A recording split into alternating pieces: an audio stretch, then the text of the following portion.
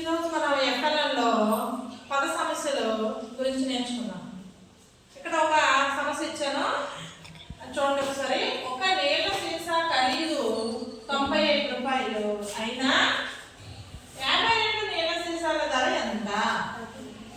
ఇక్కడ మనకి లెక్కలో ఏమి ఇచ్చారమ్మా? నీళ్ళ సీసా గురించి ఇచ్చారు. ఒక నీళ్ళ సీసా ధర చెప్పాడు 95 రూపీస్. మరి ఎన్ని నీళ్ళ సీసాల ధర కనుక్కోమన్నారు? 52 నీళ్ళ సీసాల ధర మనం కనుక్కోవాలి. కనుక్కోవాలంటే ఏం చేస్తే మనకు తెలుస్తుంది?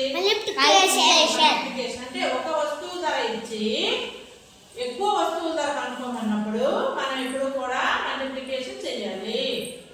అర్థమైందా? ఇలాంటి చాలా లెక్క చేశారు కదా మీరు. అయితే ఇప్పుడు మనం ఫస్ట్ దీనికి వర్కింగ్ ఎలా రాస్తాం?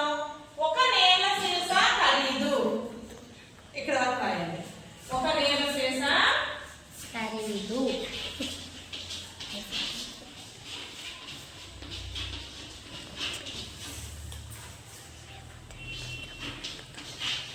ఎంతమ్మా? ఒక నీళ్ళ సీసా ఖరీదు 95 రూపీస్. ఇది రూపీస్ సింబల్ 95. నెక్స్ట్ ఎన్ని నీళ్ళ సీసాలు కనుక్కోమన్నారు? 52. ఎలానే దానిపైకి ఎంత కదరు? 52 నీళ్ళ సీసా సీసాల ధర ఎంతమ్మా తెలుసుకోవాలి. ఇప్పుడు మనం ఏం చేసి తెలుస్తుందని చెప్పాను? చెయ్యాలి. 95 ఇంటూ 52. ఓకేనా? ఇప్పుడు మనం దేంతో స్టార్ట్ చేయాలి? మల్టిప్లికేషన్ 2 తో చేయాలి.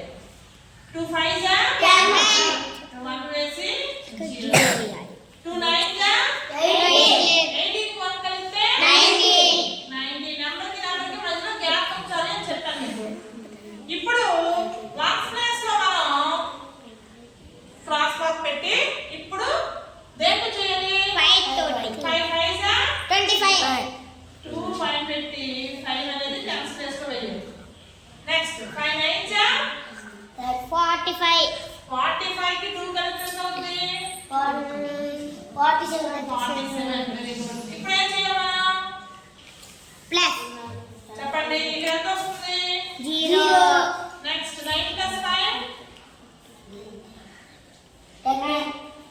9 ప్లస్ 5 14.